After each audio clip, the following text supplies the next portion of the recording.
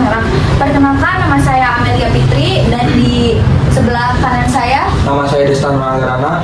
nama saya Gina Arya Devi, Nama saya Imas Masito. nama saya Dina Maulida Afia, nama saya Gania Sedika Salsabila. Di sini saya akan menjelaskan bagaimana perusahaan dapat memilih dan mengomunikasikan positioning efektif di pasar. Materi yang pertama yaitu mendefinisikan referensi kompetitif. Yang kedua, mendefinisikan asosiasi titik perbedaan dan asosiasi titik varietas yang tepat. Yang ketiga, menetapkan keanggotaan kategori. Untuk materi yang pertama, kerangka referensi kompetitif diawali dengan menentukan kategori produk atau sekumpulan produk dengan suatu merek dengan menyaingkan dengan suatu merek yang lain yang berfungsi sebagai pengganti produk tersebut. Perusahaan juga harus membidik segmen itu di masa lalu dan berencana melakukannya di masa depan. Contohnya di Inggris misalnya, Automobile Association memposisikan dirinya sebagai layanan darurat bersama dengan polisi dan pemadam kebakaran untuk mengekspresikan kredibilitas dan urgensi yang lebih besar. Materi yang kedua, titik perbedaan dan titik varietas. Setelah pemasar menetapkan referensi kompetitif, pemasar dapat mendefinisikan asosiasi titik perbedaan dan asosiasi titik varietas yang tepat. Titik perbedaan adalah atribut yang serasa kuat diasosiasikan konsumen dengan suatu merek dinilai positif dan dianggap tidak ditemukan pada merek pesaing lain. Misalnya Apple dengan desainnya, Nike dengan kinerjanya, dan Lexus dengan kualitasnya. Menetapkan asosiasi yang kuat, menguntungkan, dan unik merupakan suatu tantangan yang real tetapi penting ditinjau dari positioning merek kompetitif.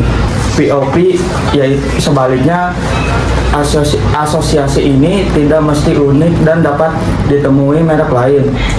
Asosiasi ini memiliki dua jenis, yaitu titik varietas kategori adalah asosiasi yang dianggap esensial atau penting oleh konsumen dalam kategori produk untuk jasa tertentu. Dengan kata lain, mereka mempresentasikan kondisi yang diperlukan tetapi belum memadai pilihan merek. Contohnya, konsumen tidak menganggap agen perjalanan benar-benar agen perjalanan kecuali agen itu mampu melakukan reservasi udara dan hotel.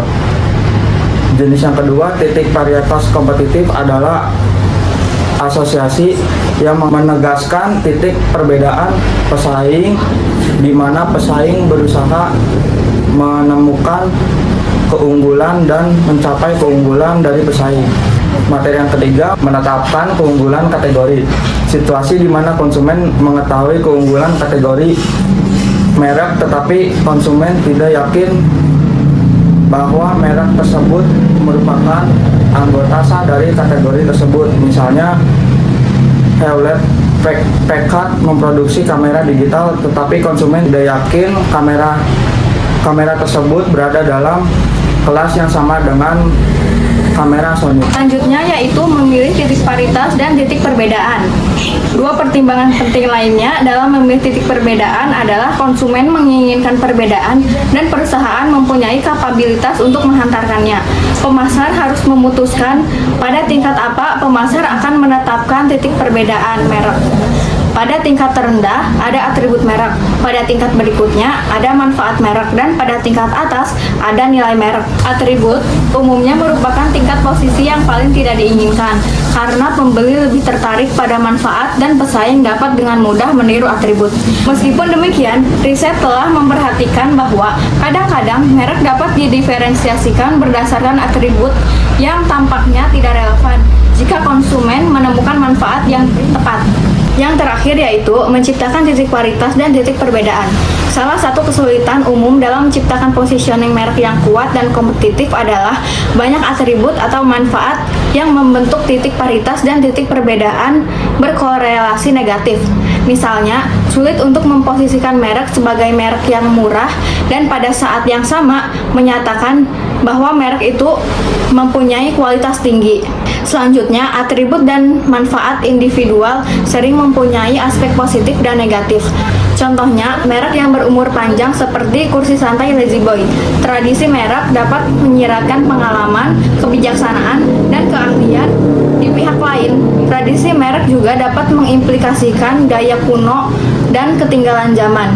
Sayangnya, konsumen umumnya ingin memaksimalkan atribut ataupun manfaat yang berkorelasi negatif. Sebagian besar seni dan ilmu pemasaran berhubungan dengan trade-off dan positioning. Pendekatan terbaik adalah mengembangkan produk atau jasa yang bekerja dengan baik pada kedua dimensi tersebut. Contohnya, BMW dapat menanamkan positioning tumpang tindih kemewahan dan kinerja, sebagian besar karena desain produk dan fakta bahwa mobil itu dianggap mewah dan juga berkinerja tinggi. Bagaimana merek didiferensiasikan? Dimensi yang dapat digunakan perusahaan untuk mendiferensiasikan penawaran pasar mencakup menjadi 3 bagian. Yang pertama, diferensi personal. Perusahaan bisa mempekerjakan karyawan yang lebih terlatih. Strategi yang digunakan untuk menciptakan identitas unik bagi individu atau produk sehingga membedakannya dari pesaing. Contohnya Singapore Airlines sangat dikenal sebagian besar karena awal pesawatnya. Yang kedua, diferensiasi saluran, yaitu perusahaan dapat merancang cakupan keahlian dan kinerja saluran distribusi mereka secara efektif dan efisien. Dulu pada tahun 1946, makanan hewan peliharaan merupakan makanan murah, tidak bergizi, dan dijual secara eksekutif di supermarket. Lams yang berpusat di Dayton, Ohio, berhasil menjual makanan hewan peliharaan premium melalui dokter hewan. Yang ketiga, diferensiasi citra, yaitu strategi pemasaran di mana perusahaan menciptakan citra atau identitas unik untuk membedakan produk atau mereknya dari pesaing. Citra yang dibangunnya yaitu semangat juang, motivasi, dan pencapaian. Strategi diferensiasinya yaitu melalui slogan Just Do It dan kolaborasi dengan atlet kelas dunia. Nike mengalokasikan produknya dengan keberanian, kerja keras, dan kemenangan. Apa strategi pemasaran yang cocok pada setiap tahap siklus hidup produk? Siklus hidup produk terbagi menjadi 4. Yang pertama, pengenalan. Periode pertumbuhan penjualan lambat ketika produk diperkenalkan di pasar. Pada tahap ini adalah fase awal dari siklus hidup produk di mana produk baru diperkenalkan ke pasar. Karena diperlukan waktu menghasilkan produk baru, mengatasi masalah teknis, mengatasi saluran penyalur, mendapatkan penerimaan konsumen, pertumbuhan penjualan cenderung lambat dalam tahap pengenalan dan pengeluaran. Promosi mencapai rasio tertinggi terhadap penjualan karena pertama, memberitahu konsumen potensial, mendorong percobaan produk, dan mengamankan distribusi di gerai eceran. Perusahaan yang merencanakan untuk memperkenalkan sebuah produk baru harus memutuskan kapan mereka memasuki ke dalam pasar. Selanjutnya, pertumbuhan, periode penerimaan pasar yang cepat dan peningkatan laba yang substansial. Kedewasaan, penurunan pertumbuhan penjualan karena produk telah diterima oleh sebagian besar pembeli potensial. Penurunan, penjualan memperlihatkan penurunan dan laba terkikis. Pertumbuhan, tahap pertumbuhan ditandai dengan peningkatan pesat dalam penjualan selama tahap pertumbuhan. Perusahaan menggunakan beberapa strategi untuk bisa mempertahankan pertumbuhan pasar yang pesat. 1. Perusahaan memperbaiki kualitas produk dan menambah fitur produk baru serta memperbaiki gaya. Contohnya kayak pakaian meningkatkan kualitas jahitan. Kedua, perusahaan menambah modal baru dan produk petarung atau flanker. Contohnya kayak sebuah perusahaan minuman mengeluarkan varian rasa yang lebih unik. Ketiga, perusahaan memasuki segmen pasar baru, contohnya Nike. Awalnya dikenal sebagai sepatu lari, terus Nike bisa memperluas pasarnya jadi ke pakaian olahraga atau gaya hidup sehari-hari. keempat, perusahaan meningkatkan cakupan distribusinya dan memasuki saluran distribusi baru. Kelima, perusahaan beralih dari iklan kesadaran produk ke iklan preferensi produk. Keenam, perusahaan menurunkan harga untuk menarik lapisan pembeli berikutnya yang sensitif terhadap harga. Selanjutnya, kedewasaan. Tahap ini biasanya lebih lama dari tahap-tahap sebelumnya. Tahap ini dibagi menjadi 3 fase, yaitu pertumbuhan, kestabilan, dan kedewasaan yang terkikis. Dalam fase pertama, tingkat pertumbuhan penjualan mulai menurun.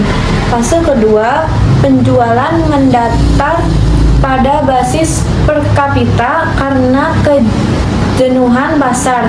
Fase ketiga, kedewasaan yang terkikis, tingkat penjualan absolut mulai menurun. Selanjutnya, penurunan. Penjualan menurun karena sejumlah alasan, meliputi kemajuan teknologi, perubahan selera konsumen, dan peningkatan persaingan domestik dan luar negeri. Semuanya dapat menyebabkan kelebihan kapasitas, peningkatan pemotongan harga, dan penipisan laba. Lalu penjualan juga bisa jatuh sampai nol atau penjualan bisa stagnan pada tingkat rendah.